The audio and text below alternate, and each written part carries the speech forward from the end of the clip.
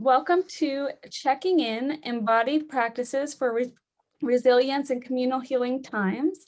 My name is April and I'll be your Zoom host today.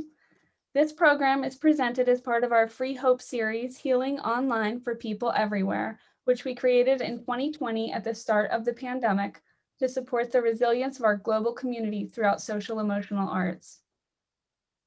We'd like to begin by acknowledging the Tongva Nation on whose land the city of Los Angeles, where we are based, rests today.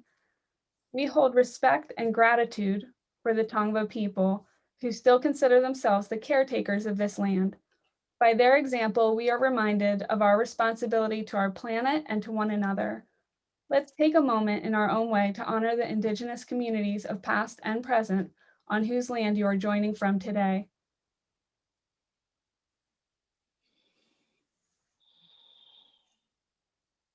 Today's program is in a meeting format, so please keep yourself muted until prompted otherwise.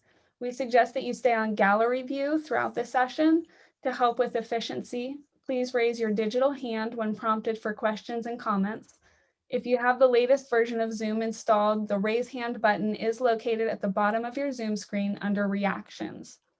You can also find it by clicking the participant button at the bottom. Then in that window, click Raise Hand. We invite you to add your pronouns to your name. There will be a 15-minute Q&A at the end of this program. Let's welcome today's presenter, Ebony Williams. Ebony is a Black, queer, first-generation woman who is also a licensed marriage and family therapist, social emotional healing arts instructor, and a trauma-informed yoga teacher. She created the Ragdoll Project while earning an MFA in writing at the California Institute of the Arts, and has facilitated workshops on both the East and West Coasts for trauma survivors and individuals navigating life challenges that range from sexual and domestic violence, grief and loss, being an empty nester, LGBTQIA identity, and living in communities challenged by violence.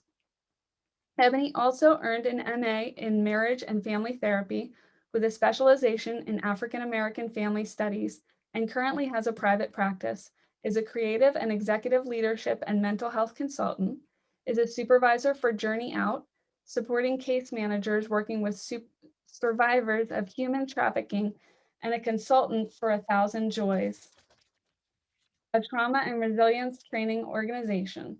Ebony also has a blog on holistic wellness and healing through her site, Root Wellness Healing. Without further ado, I will hand it over to Ebony. Hello, everybody. Good morning, afternoon, good evening, depending on where you are. Thank you, April, so much for your introduction and for holding space for this land that we are on, and you know, to UCLA Arts and Healing for inviting me to share these practices with folks, some of which you may know, some of which may be new. But it's always exciting for me, especially in this time, to be able to sit with folks and do some embodied work, because it's not easy, but it's so worth it. So I just want to give a layout of what the next 90 minutes will look like, because I think that's typically how I work. I don't want to spring anything on folks, so I just want to let you all know what to expect. So in the next 90 minutes, we're going to engage in some body-oriented practices, as well as some drawing and some writing. And so whatever you have in front of you, piece of paper, markers, crayons, a pen, totally, we're going to use them, but everything is welcome and everything is okay. We're also going to do some breathing in that. And so what I tend to let folks know is that everything I offer is only an invitation. This is not anything that you have to do. This is not anything where, well, first, no one will know if you don't do it, but also this is about you honoring what you need, what your body needs. And so please know that that's your job in this space, to honor you. And my job is just to offer invitations of practices.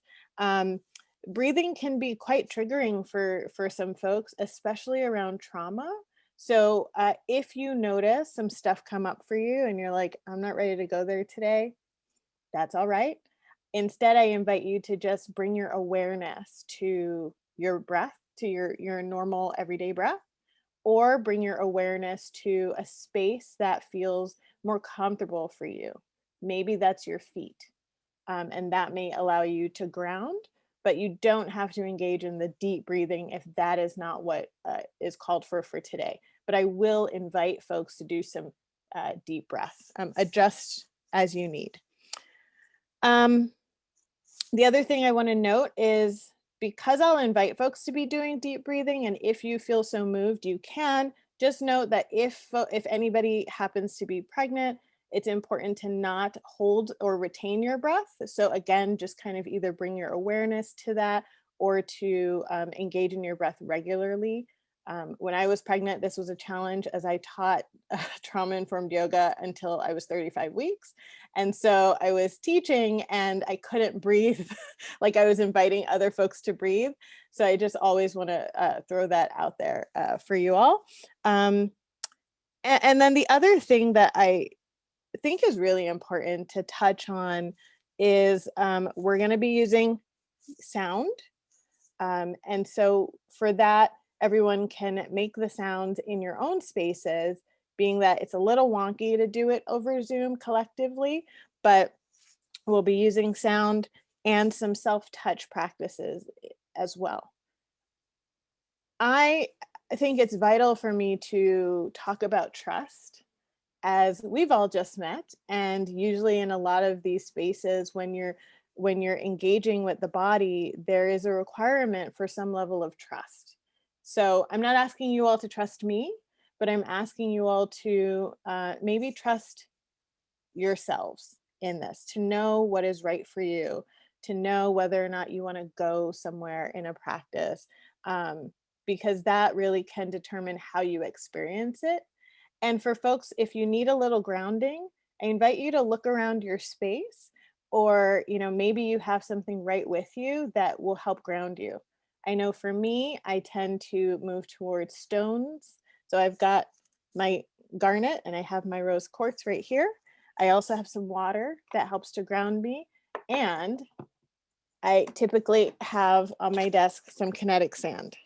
So these are the things that I use to help me feel grounded when I could easily feel off center. So find something that works for you. How's all that sound? Okay, awesome. So I do want to start off with providing a little context for what we're going to be doing, and then we'll move into the practices. And so the title of this space that we're in is about checking in with your body and embodied practices around checking in.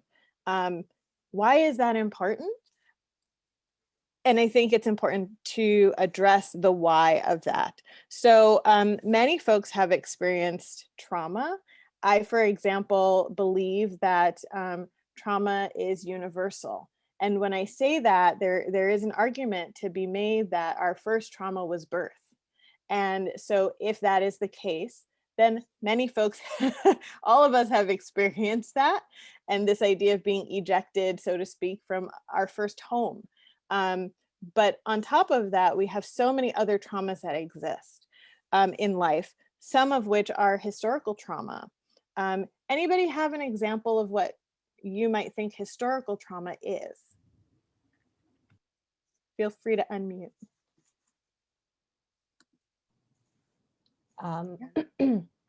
I have ancestors who were enslaved people and indentured laborers, and I've definitely seen that come up in our family relations, like sort of inherited like behaviors that are not always like emotionally supportive of the family. Yeah, thank you so much for sharing. Because that's, yeah, historical trauma, spot on, right? Histories of enslavement, of indentured servitude. We also think about like the Holocaust, right? We think about, you know, the Cambodian genocide. We think about these spaces where folks were, it's history, but it still is ever present today in so many ways. Dr. Joy DeGruy, she wrote this amazing book called Post-Traumatic Slave Syndrome, where she talks about the impacts of slavery today that we see kind of play out, but it doesn't necessarily truly fit within a diagnosis of PTSD, right? So this is when we think about historical trauma. I think everything that, you know, you've mentioned, Maya, and then that I've shared fit within that category. And there's also racial trauma. Anybody have an idea of some examples of what that might look like?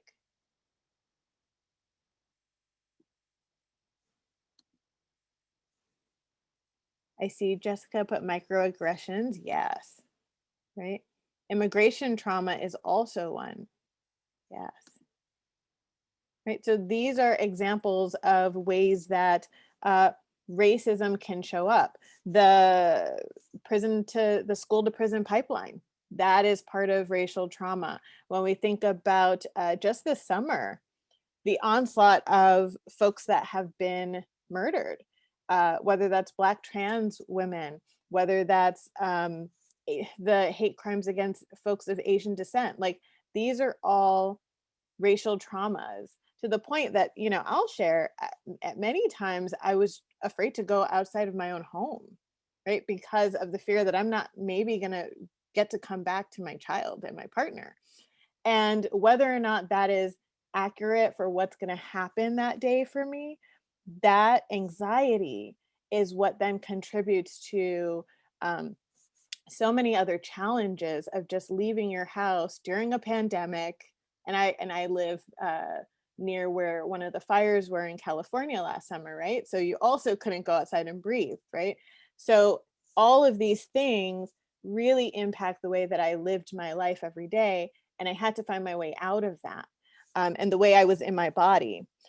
There's social trauma. An example that I did see come up was 9/11. That's a collective trauma.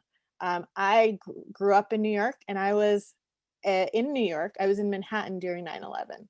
And so that is a social trauma that I've experienced, but also I'm well aware that just because I was there, I'm not the only one who has that social trauma, because it's collective.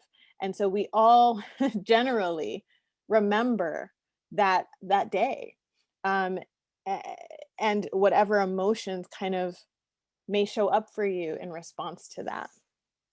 Incarceration trauma, physical trauma, psychological trauma, intergenerational trauma. This is where we think about, you know, this concept of epigenetics, the idea that trauma experienced historically, but within the family, can be passed down just generation after generation. That's called epigenetics. And so that's one way that trauma also shows up for folks. So, and medical trauma and immigration and migration trauma, all of these impact the way someone walks through the world. So why is it important to check in with the body? Because Jessica, yes, thank you. There's incest that was mentioned, American internment. Yes, like all of these are traumas. Now, what happens when one might experience a trauma? What do you all think might happen to the body?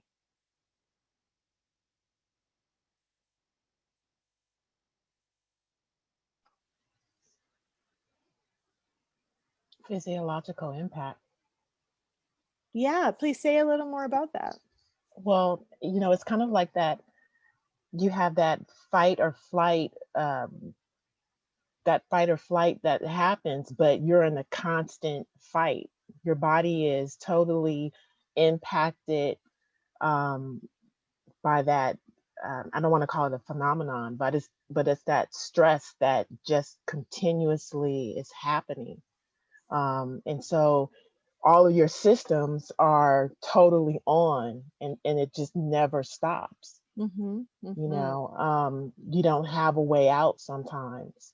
So Your body is just, all your systems and everything is at the height of just totally fighting all the time. Yeah. And there's no turn off. And so that can't be a good thing for us, in our organs, our body, our system, mentally, emotionally, and physically as well. Yes. Yes. Thank you. Hmm.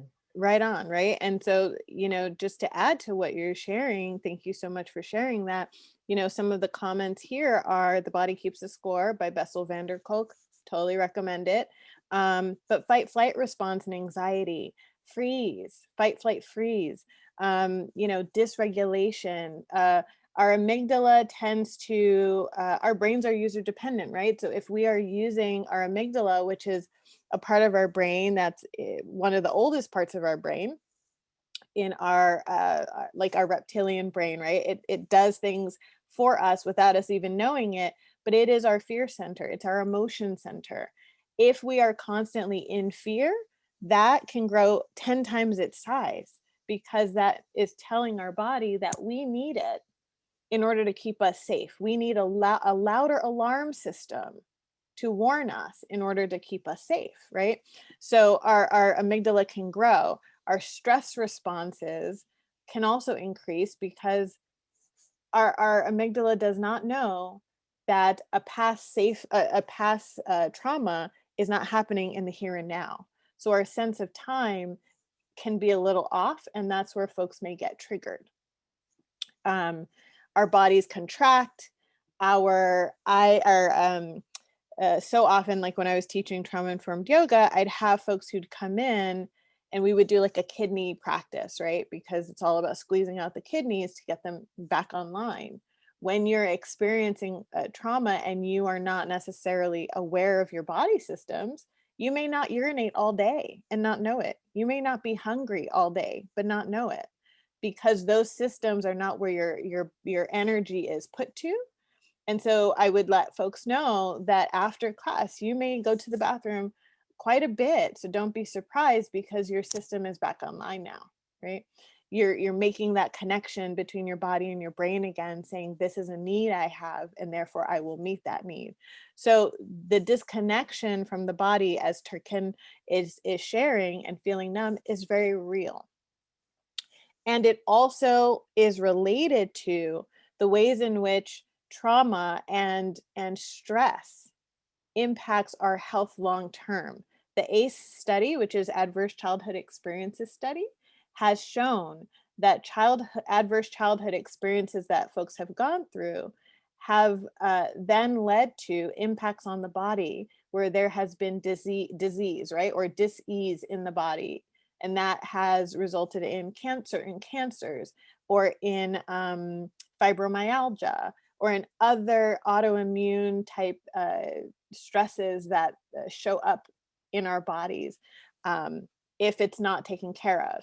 And as we see for a lot of marginalized groups, especially with COVID, there is a higher proportion of dis-ease. In part, I think a lot of times it's framed as people don't take care of themselves or don't eat well, but it is so much more complicated than that. If you live in a food desert and all you have is a liquor store and McDonald's, right? Or if you have been predisposed from excess stress from racial inequality to then be a higher rate for diabetes or a higher rate for other kind of disorders. And so these things, stress is very much a part of how we walk through the world, but also how our bodies show up. Does that make sense for folks? Okay. And I totally take objections, so throw them out there too. So this is why it's important that we check into our bodies, because it is so, I won't say it's easier to check out, but it's so much harder, I think, in so many ways. It's very difficult to check back in because most people do not, there's not always a guide on how to check back into yourself. Right? And so one of the things that is also important to note is that emotions are physical sensations. So often people will try to escape or avoid emotions because those emotions are in the body and they create intense discomfort. And so when we're talking about marginalized groups, right, the LGBT community, or when we're talking about folks of color, um, it's quite common for all of us, but especially for marginalized groups, to maybe have less access to certain aspects of healing, but also to check out of the body because the body is not necessarily a safe place. And what are you going to do about it? Right? Where's your resource to check back in? And how long can you stay in? Because something else is going to happen, right? That's going to pull you right back out. So these are the things that are really really important to keep in mind. So we've talked about some ways that it manifests in the body. And so we're gonna do some, I want to get into some practices about how do you jump back into your body, and the benefits of yoga, meditation, and social emotional healing arts in doing that.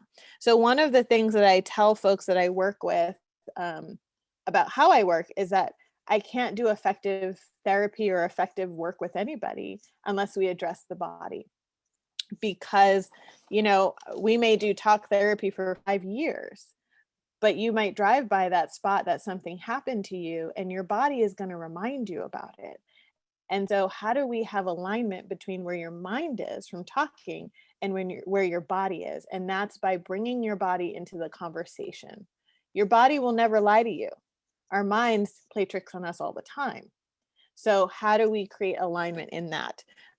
Yoga, meditation, and other body-oriented practices have been found to have long-lasting benefits. So my goal when working with someone is I don't really want them to have to come back. I want them to have the tools they need so that if they come back, it's maintenance, but it's not that they are so distraught or in crisis, because I've given them the tools and they have actually pulled out the tools that they have within themselves. So I want those long lasting benefits. And so yoga and meditation have been found to help you befriend your body.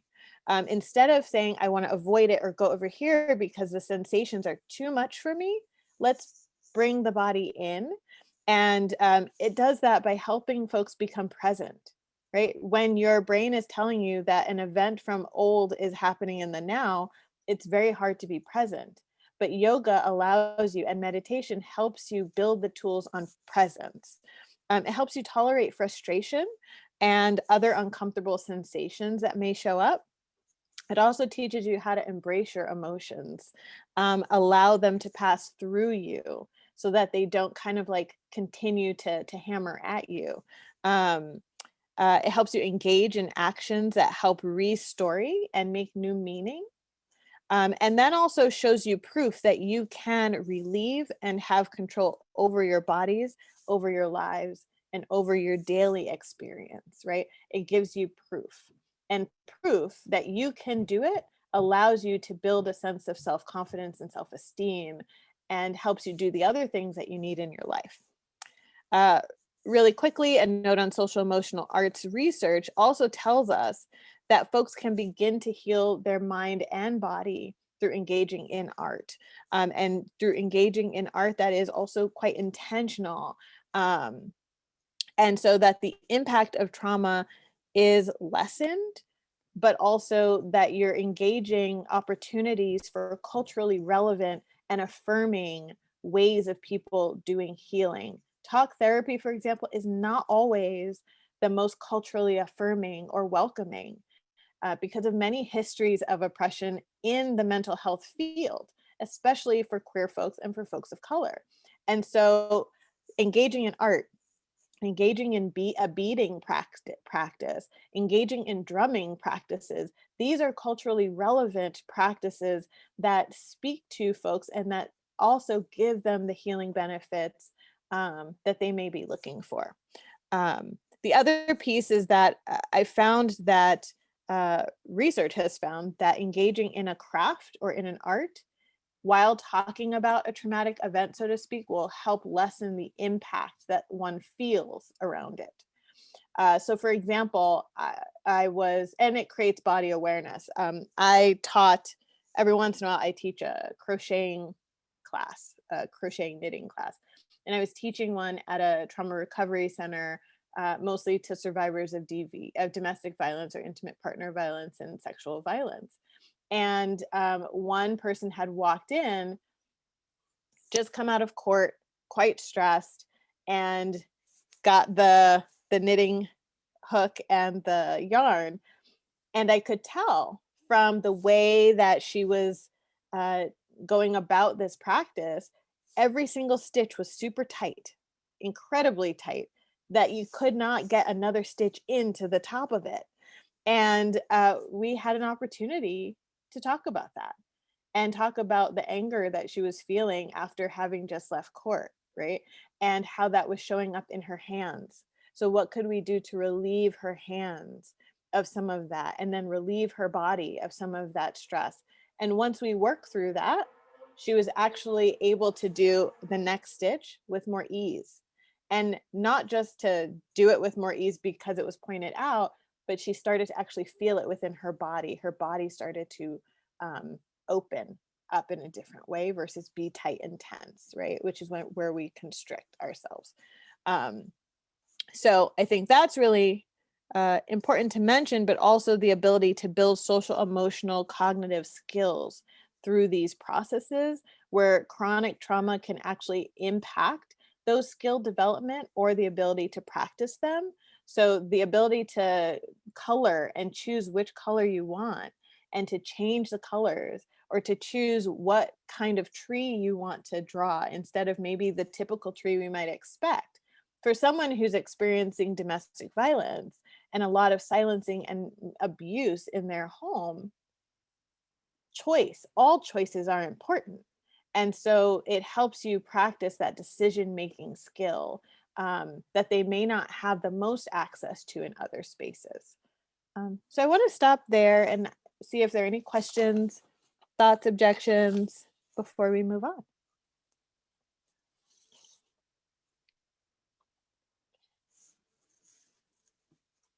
Yeah, I see a hand. Is that a hand? I have a question. I always thought, Black people are predisposed to high blood pressure. And I always had this thought it was because, I grew up in Chicago, where I was well aware of what would happen when particularly Black men were arrested. And I know they always were getting stopped by the police. And in Chicago, the government was pretty corrupt. And, I knew that they were being harassed. And I always thought that I made this connection that because I also knew about the predisposition to high blood pressure, that it was probably because of that there was this constant, fear and concern that anything could happen to them just by walking out their front door. And I was wondering if you think that is possibly accurate. Well, I think it's a great question. And I think that there are, it's a layered, all of these things are layered, right? So high blood pressure, definitely impacted by stress, right? And increases with stress. So one of the things that if someone has high blood pressure, they may go on medication, but they're also often told to reduce your stress. And so if you are chronically living with stress for just being who you are, then that is really hard to manage, right? The other piece of that is when we think about high blood pressure, people often associate it with not eating well.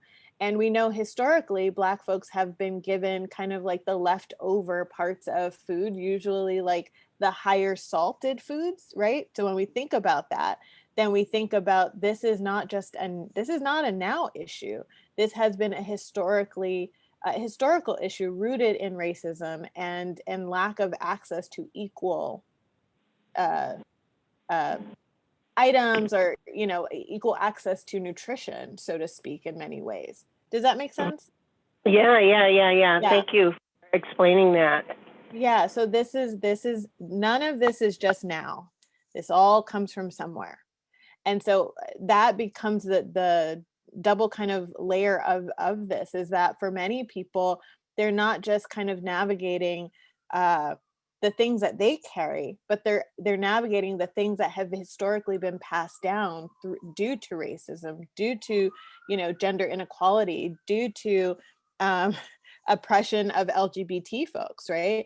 And what it means to, you know, be assigned female at birth, but then uh, be more masculine presenting in a world that does not value you.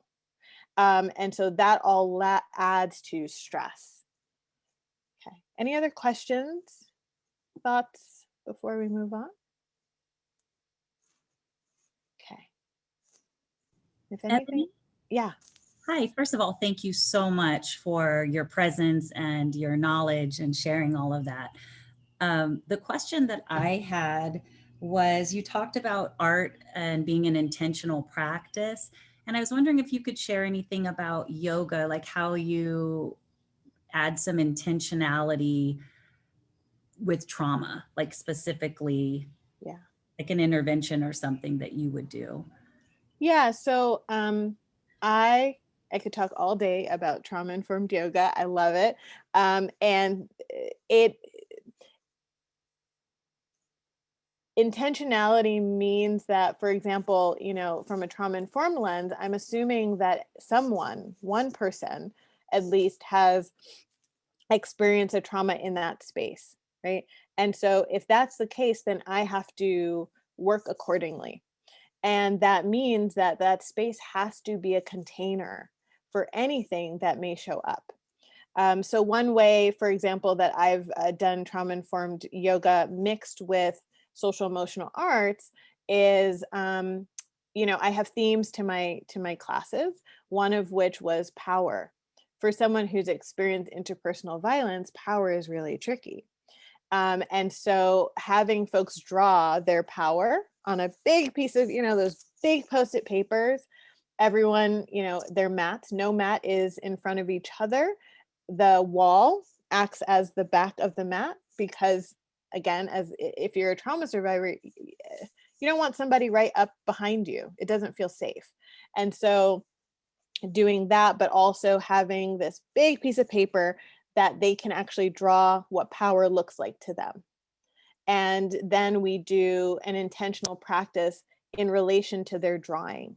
And then we may redraw it and change what power looks to them after they've gone through a practice that's rooted in them accessing their power through something that we're going to actually do, which is a sound practice, kind of like checking in with our chakras. And the power center is our solar plexus, and that sound there is Ram. And so we do an entire practice of Ram, and we engage in where our power is before we start practice. We do an entire core intense practice of Ram, and then with the drawing, and then after we check in again with where your power is. So everything is intentional. I involve art, there's sound, there's movement, there's, you know, all of these pieces. There's breath, in a structure that happens every week the same way, so that folks know what to expect. So I hope that gives you kind of like a little tidbit of it. Yeah, thank you. That was perfect. I could hear the pre and post measure, the safety, that you were accounting for all of those factors in your approach. So thank you so much. All right. So great questions. I am, if you all are cool with that, shall we move into some practice? Yay. All right. So I'm going to invite folks to, we're going to start by just getting grounded in this space in the body. So we're in the space, we've been talking a little bit. We're just going to drop into our bodies a little more. So with that, I'm going to invite you to get comfy, whatever comfy looks like for you. part of my invitation is, if you choose to bring your feet to the ground and feeling your heels all the way to your big toe, to your small toe on the ground. And this is something you can, use at any point, right? Sitting on the floor, feeling contact can be incredibly grounding for folks. So I invite you to feel the weight of your feet beneath you. Feeling free to lift your heels just a little bit off the ground and then drop them down again. Feeling free to lift your toes up and drop them down yet again. I'm going to invite you to wiggle your toes, just breathing at your regular pace. And wiggling your fingers.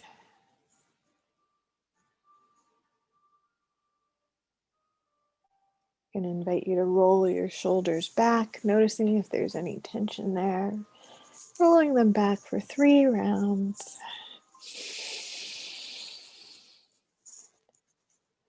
And then bringing them forward for 3 rounds.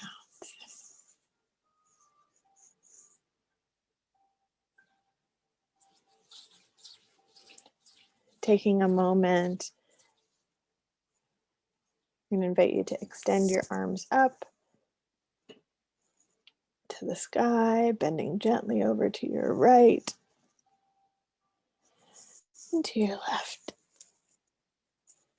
Returning to center, stretching up. And also allowing your arms to cross around your head, bringing your hands to your elbows on each opposite side. Allowing yourself to move your shoulders away from your ears. And just taking a breath here, if that feels right for you. Inhaling through the nose and out the mouth. Or bringing your awareness to this space. I invite you to gently lift your head up to the sky. And allow your chest to push forward as if it's walking away from your spine, opening up to the sky above. And to then dip back as if it's trying to get really close to your spine, moving your chest backwards. And then finding somewhere in the middle. Finding a space that feels right for you, comfortable, balanced. Allowing yourself to bring your hands back up, together, palms facing one another, making a line straight down your face, down your neck, meeting at your heart.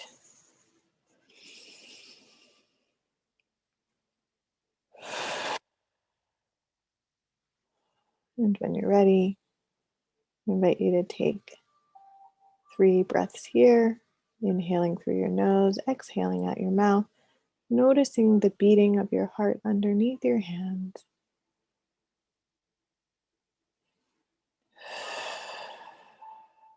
Paying gratitude for the wisdom of your body, of your mind, of you. And when you're ready, you can feel free to bring your hands back to your lap or anywhere of comfort. Come on back. Okay. So we've just dropped in. And next I'm going to invite us to do a practice called, it's a chakra practice. And this practice, we're going to start with progressive muscle relaxation.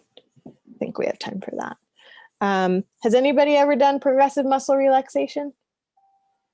Okay, some people have, some people this is new. All right, well, let's sit into it So for this practice, what I'm going to invite folks to do, and this is a check-in of where you carry tension and tightness and maybe some emotions that are sitting there for you that you haven't really gotten to check in with. So we're going to start from our toes to the crown of our head. And in that, I'm going to invite folks to move different parts of your body and just to move them at first, not to do anything else, but then to move them. And then I'll invite you to inhale, take a breath. For other folks, you can bring awareness to this space, but I'll invite you to take a deep breath in, inhaling, and then tighten the muscles in this space, right? As tight as you can make them. Noticing what's showing up for you in that moment. And that may be joy, that may be tension, whatever it is that's showing up for you. And on your exhale, I'm going to invite you to release it, let it go. Okay. And we're going to do this all the way up. All right. So allowing yourself to again bring your feet to the ground. We're going to start with our heels of our feet. Sometimes not given enough attention or noticed how much work our feet do for us. So I'm going to invite you to take one cleansing breath, inhaling through the nose, exhaling out the mouth.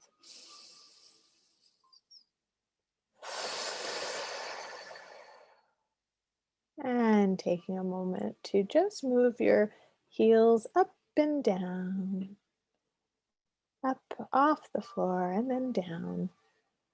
Wiggling your toes, feeling the arches of your feet, maybe moving your feet in circles in one direction, then in another.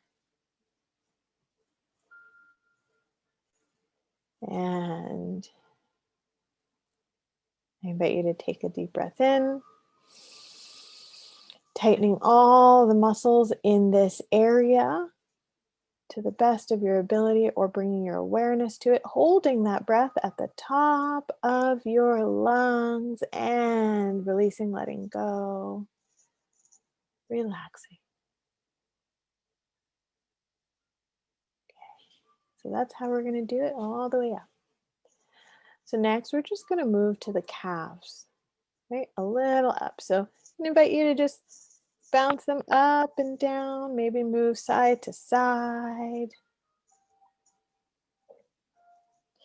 And on your next breath, taking a deep breath in, I'm going to invite you to tighten all the muscles in your calf area, holding it tight, holding even tighter, holding that breath and releasing, letting go, relaxing.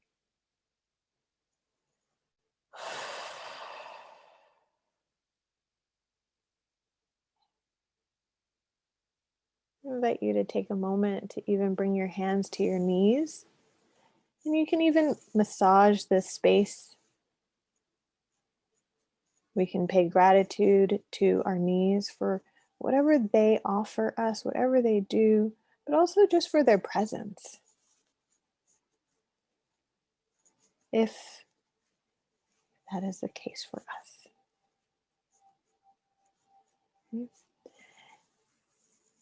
And slowly, to your comfort, allowing yourself to move to your upper legs, to your thighs, feeling free to just pay some touch, gratitude, or whatever feelings are showing up for you. Just massaging this space, feeling free to move them up and down off of the chair, side to side, noticing if there's any tension or tightness showing up in this area for you. And I'm going to invite you to take a deep breath in, tightening all the muscles in this space, holding that breath at the very top of your lungs, even tighter if you can, and releasing, relaxing, letting go.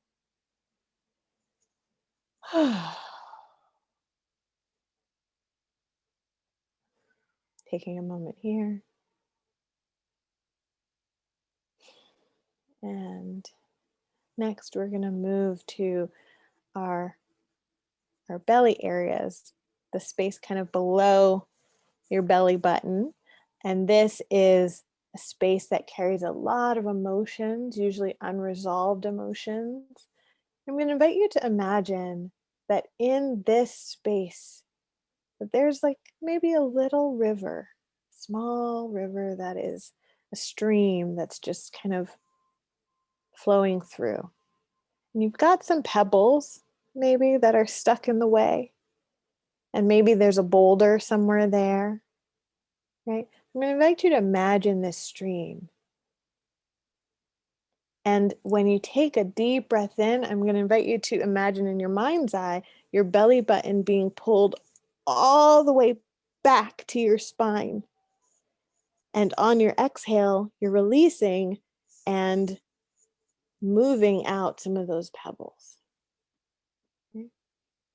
So first, just moving your stomach around however feels right for you, noticing what's maybe sitting in this space, what may be present here for you. And I'm going to invite you to take a deep breath in, belly button to spine in your mind's eye, pulling your spine all the way in and holding that breath at the very top of your lungs. And exhaling, releasing, letting go.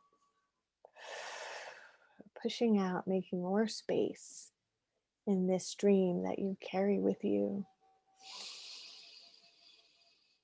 Let's try that one more time. Right, belly button to spine, deep inhale, pulling that spine all the way back as you can, and holding your breath at the top of your lungs and allowing yourself to release, let go, relax, make more room, make more space. Noticing if anything is present here for you. Checking in.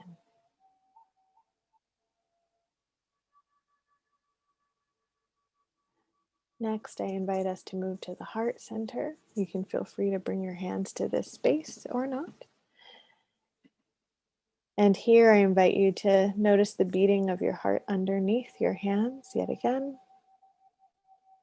Allowing yourself to take note. Maybe of something that your heart needs to tell you, needs to say. Maybe hasn't been able to say. Maybe something your heart needs. Breathing into that.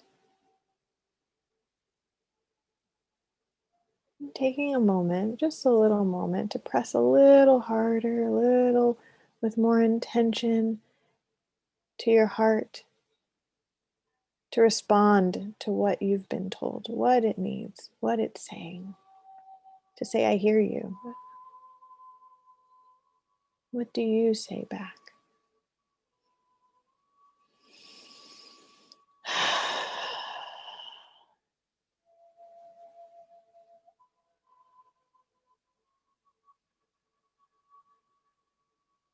And I invite you on our next breath to tighten all the muscles in your chest area as possible for you.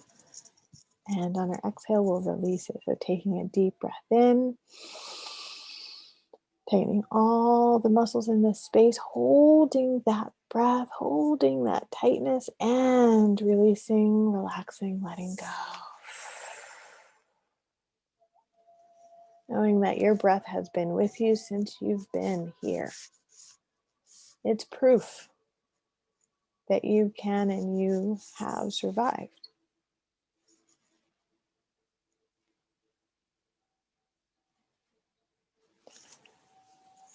So we'll gently move up to our necks. So I'll ask you to bring your head forward just gently and then roll your head in circles 3 times in one direction. And then counterclockwise in the other direction 3 times. And when you're all done returning to center, I invite you to take a deep breath in, holding that breath, tightening all the muscles in your neck, allowing your neck to be as tight as you can imagine, holding that breath at the top. And when you're ready, releasing, letting go, softening.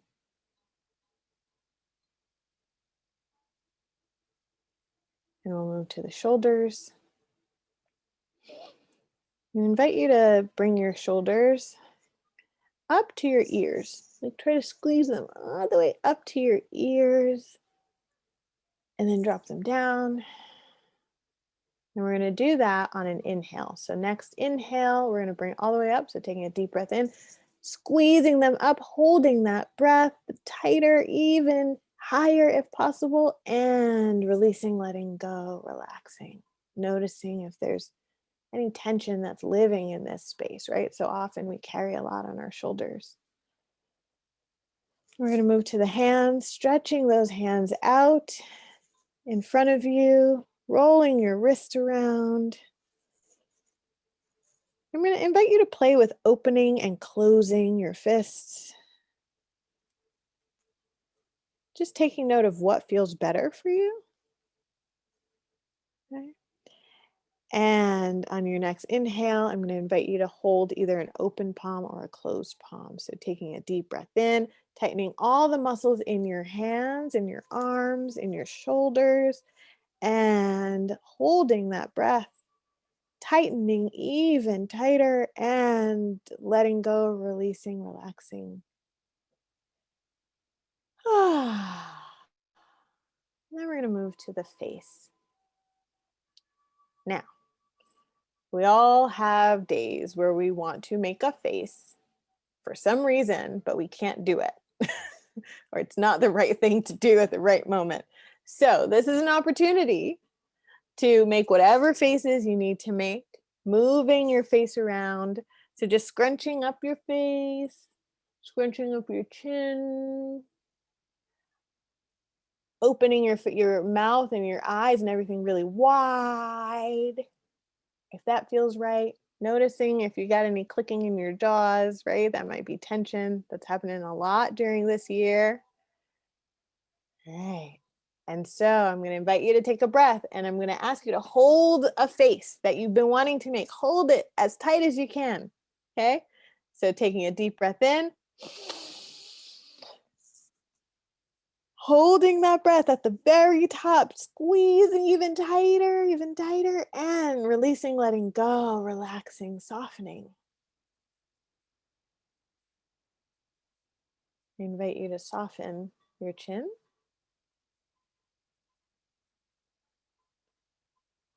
Soften your mouth. Even soften your tongue. Allow you to just rest. Soften your cheeks,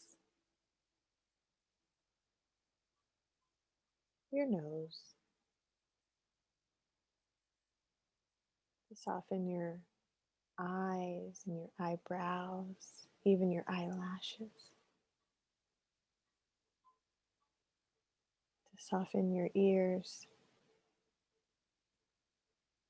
your jaw, your forehead. Allow it all to soften. And in this space, to allow yourself 3 breaths.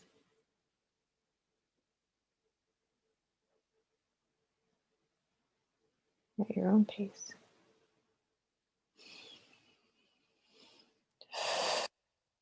Checking back in to your body,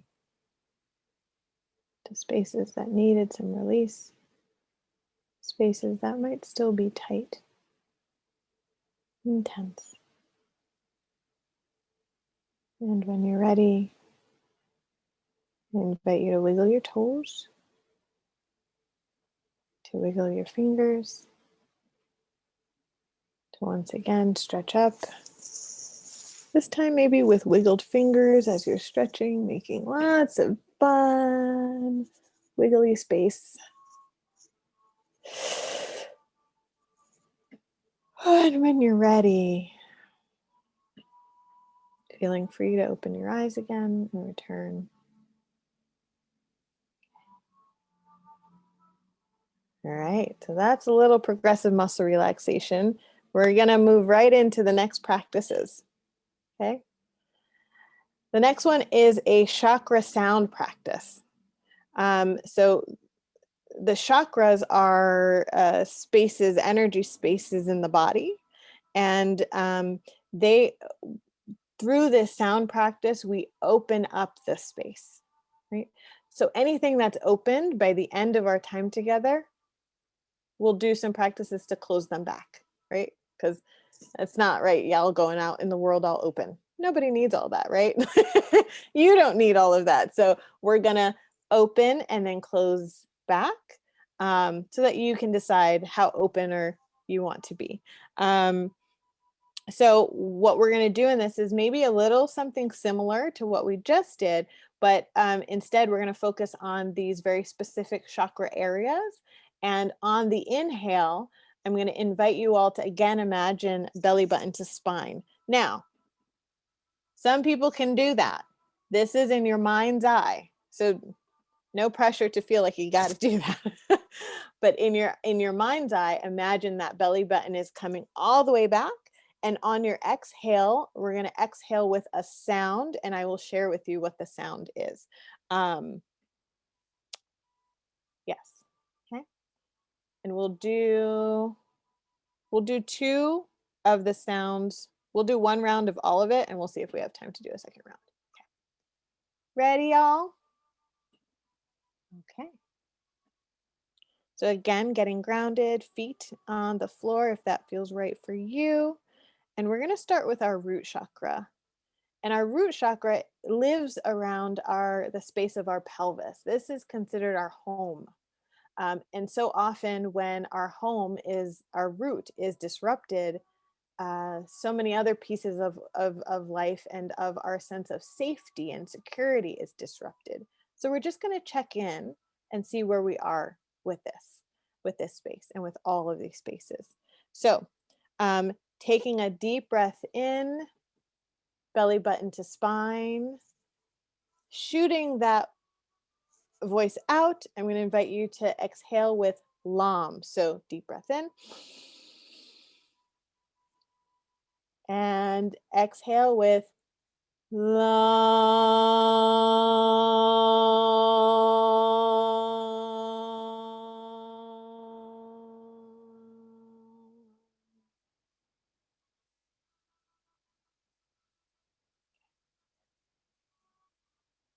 Next, we're going to move up just a little bit, about an inch or two below our belly button. This is our sacral chakra. The sound here is VAM, V-A-M. So I'm going to invite you to take a deep breath in, belly button to spine, holding that breath, and we're going to exhale with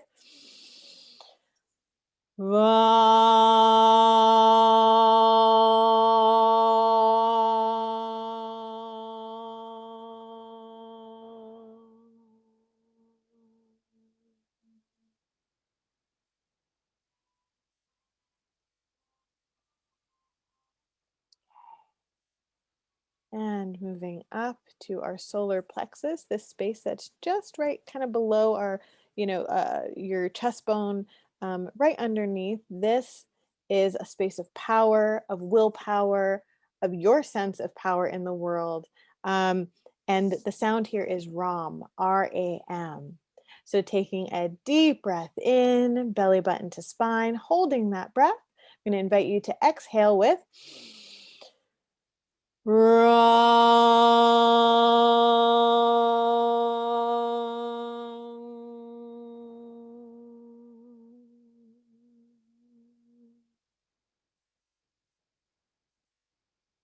keeping in mind all of our sounds are different.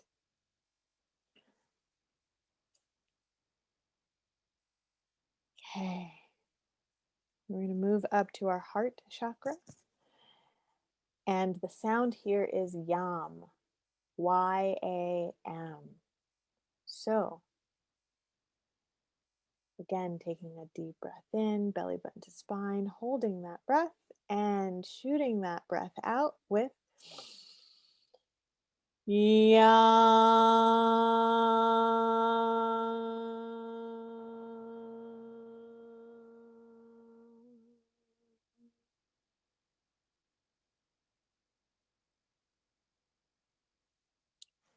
Moving up to our throat chakra.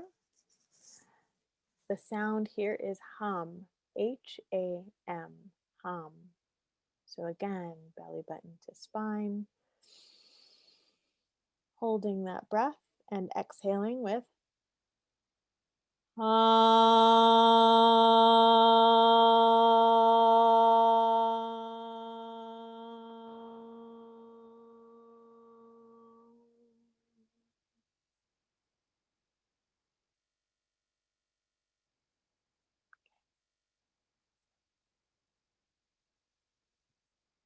Then the next space is our third eye. And this is a space right kind of, between our two, what would we say, our two eyebrows and just above our eyes. And you can feel free in this one to bring your hands to this space, to your third eye. You can bring a finger there if that feels right for you. And the sound here is Om, A-U-M, Om. So deep breath in, belly button to spine. Holding that breath and exhaling with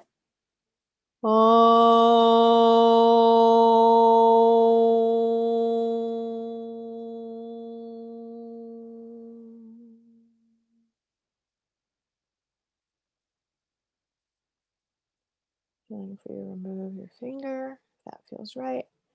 And we're going to move to the crown of the head, which is right above our hairline.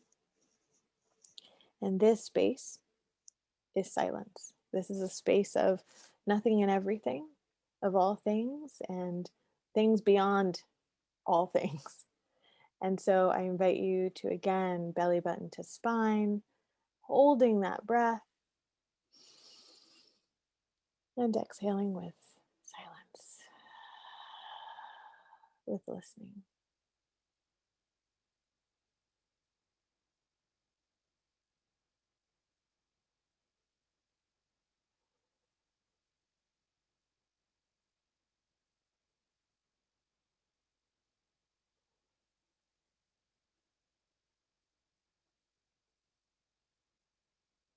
Okay.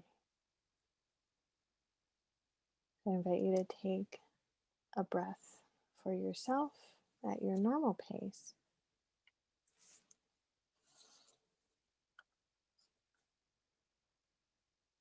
And we're going to shift out of the body practice for the moment. But I'm going to invite you to check in with where you are, where your body is, what you notice show up for you. And I want to pay gratitude for you all engaging in these practices, in you all allowing yourself to be present in this way. And so notice what your body might be trying to tell you. What does your body need? What showed up? So in the exercise, in the next move, we're going to do the free drawing exercise. And so you can pull out whatever it is that you have to draw on, to draw with. And I'm going to invite you to take this question of what is your body trying to tell you? What did you notice come up for you? Whatever of that speaks to you, to create, to draw, to let that be your guide. So we're going to take about 7 minutes or so for that. I'll put a little timer on here. And then after that, so I'll share with you what is after that. But take a few moments. We're gonna have 7 minutes or so to just draw a response to what your body is trying to tell you, what you noticed.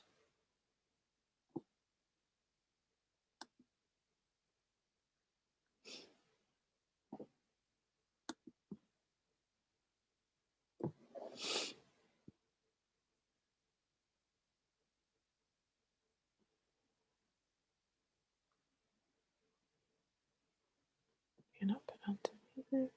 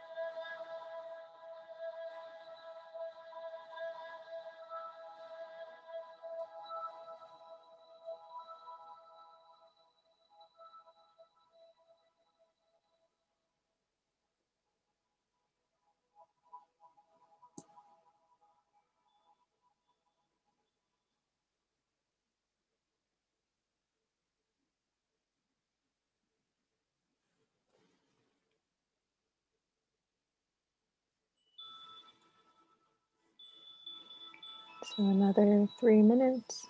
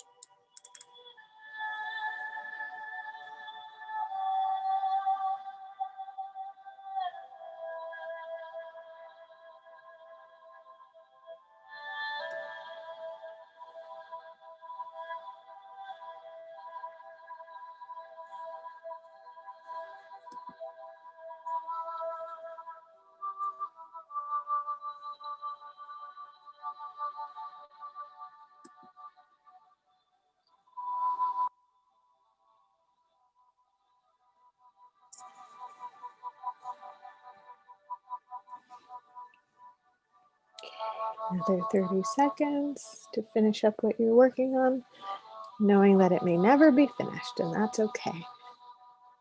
It's work in progress or process.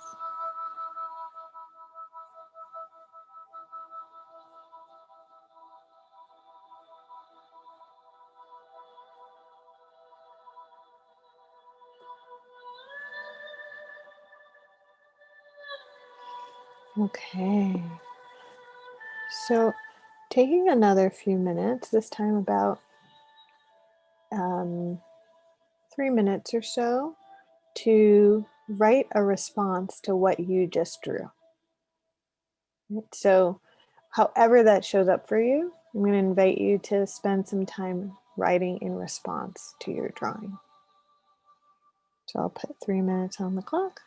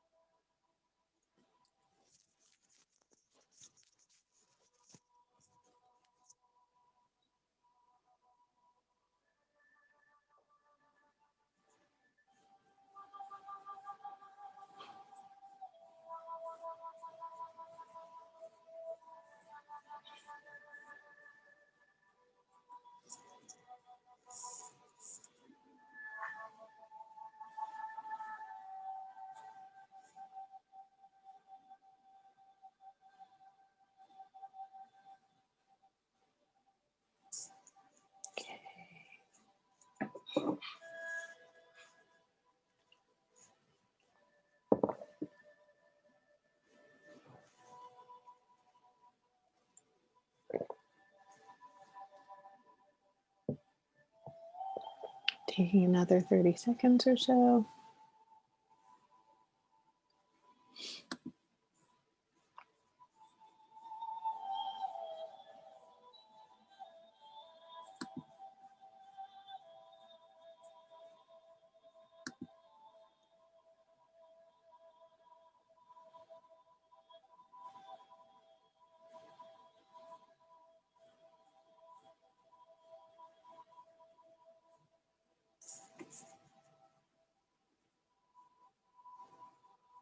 Okay, so finishing up what you're writing right now.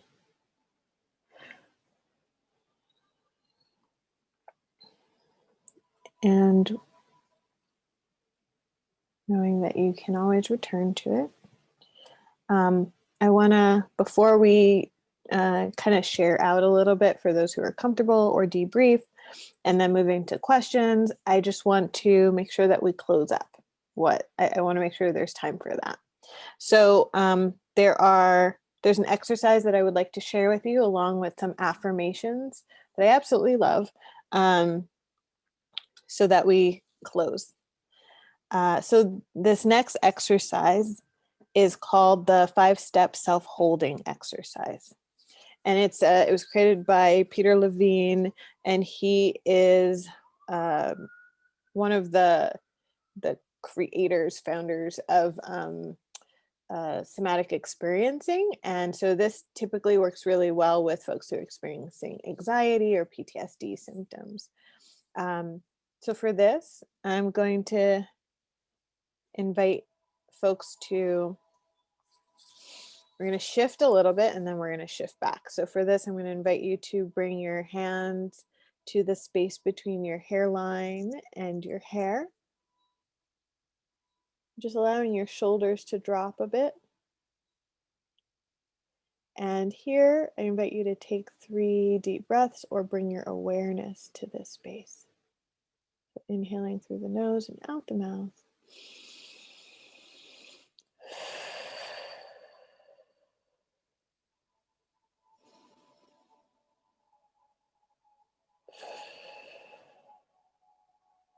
And so keeping one hand right where it is in this space, removing the other hand, bringing it to the back of your neck for 3 breaths here.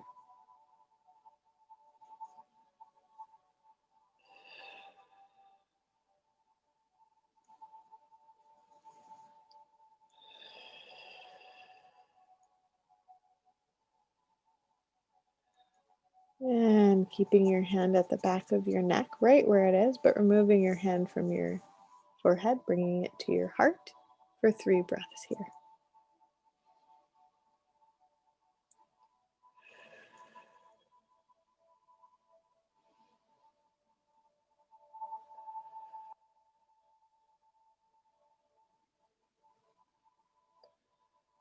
And keeping your hand at your heart, right where it is, but gently removing the hand from the back of your neck and bringing it to your stomach area for 3 breaths.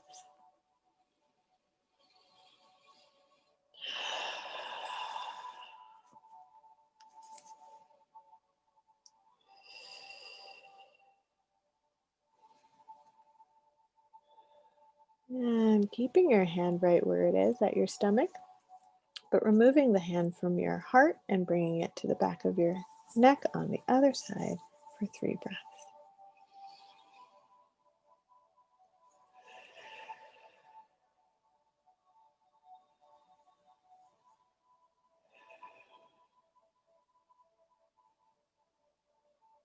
And removing both hands gently, stretching up as if you're waking up for the first time today.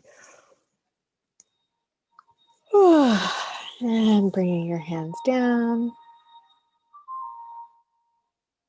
I'm going to invite you to stay in this space, just breathing at your own pace as I share these affirmations with you, allowing you to hold on to whatever speaks to you and release whatever does not. Okay. So this is from one of my favorite books to read, Dear Sister, Letters from Survivors of Sexual Violence. And this is entitled Badass Resilience, Black and Brown Femme Survivor Affirmations. And it's by Leah Lakshmi, Piepsa, Samarin Sinha, and Kaisha Williams. So I'll begin. I recognize and celebrate the love I encounter every day. I love myself unconditionally, no matter what. I do not hurt myself or act in ways that contribute to my self-destruction, the self-destruction the world wants me to take part in. I also do not act in ways that are destructive to my community because we are interdependent.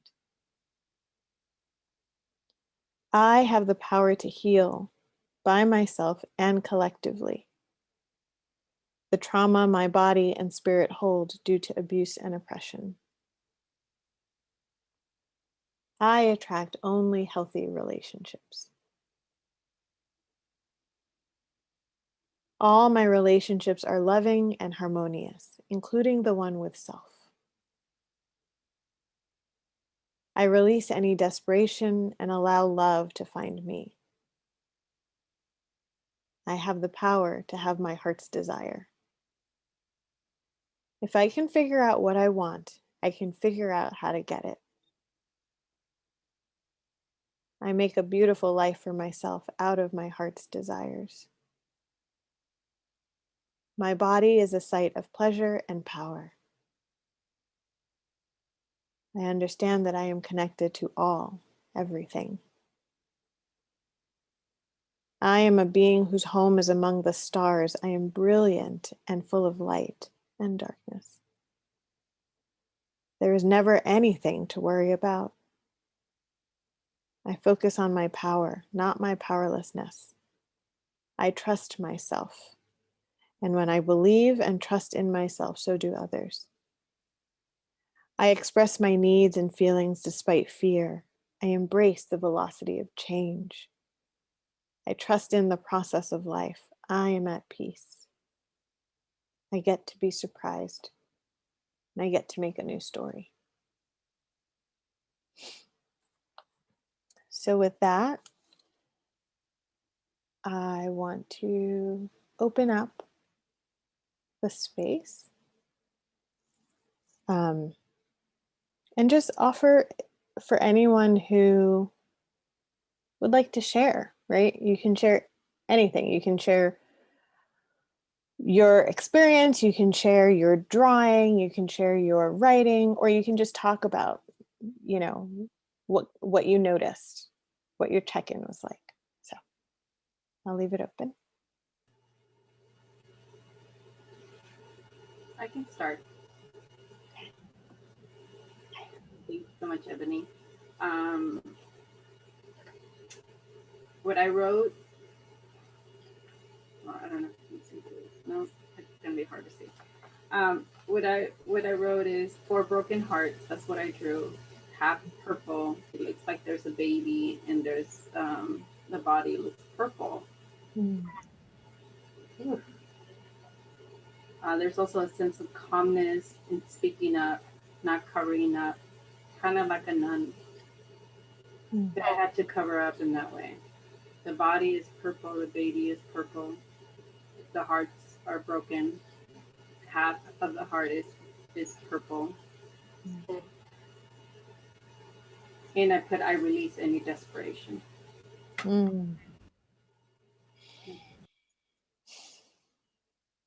Thank you so much for sharing that.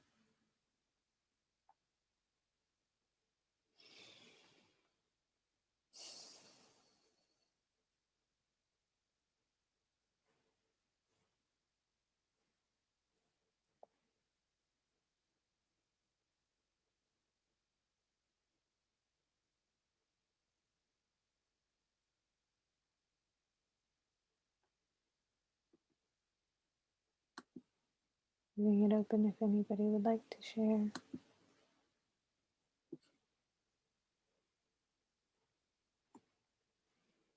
And that's okay if folks also choose not to.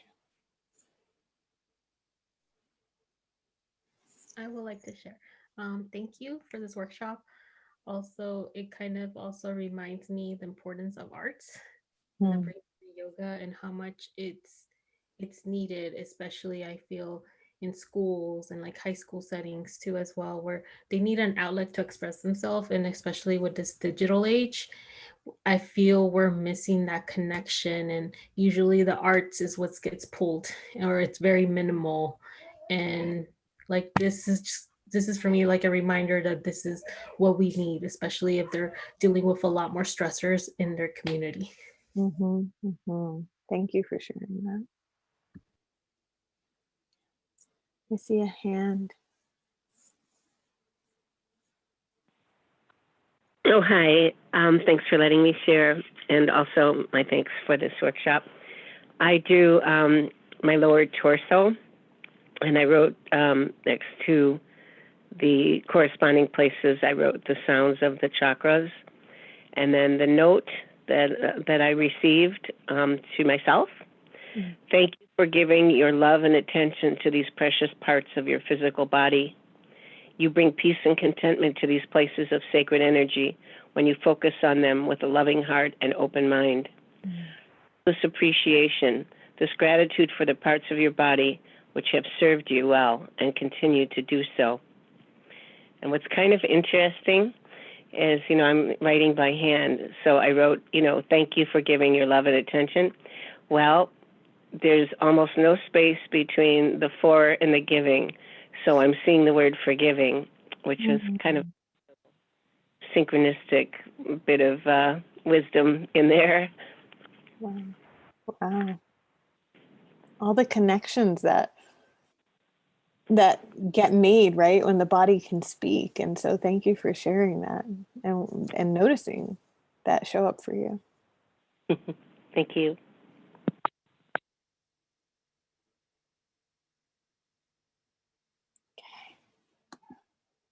So I know what I want to be mindful of the time. We've got about 4 minutes left before, or 3 minutes left before we move into Q&A.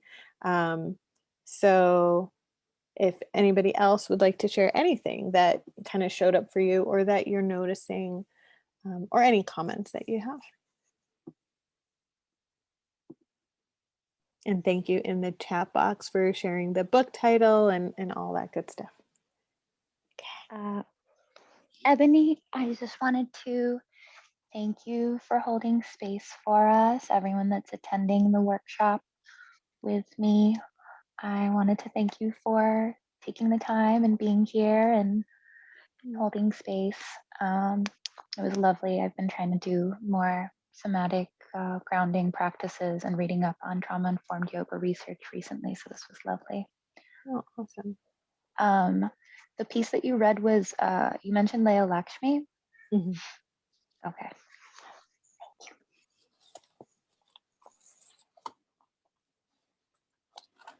And I think at the end we have a like a bibliography, like a on it. But in the box, folks have been so gracious to put. I think it's an image April put, and the title and the specific piece. Yes, Janelle put the title. Thank you, Oh. Janelle. Awesome. So April, shall I turn it over to you for Q&A? Thank you. Here's that bibliography that Ebony mentioned for the book. And then I just want to thank everyone here today. I just want to thank you all so much for joining us. For more information on our upcoming HOPE sessions and trainings, please head over to our website. Before we transition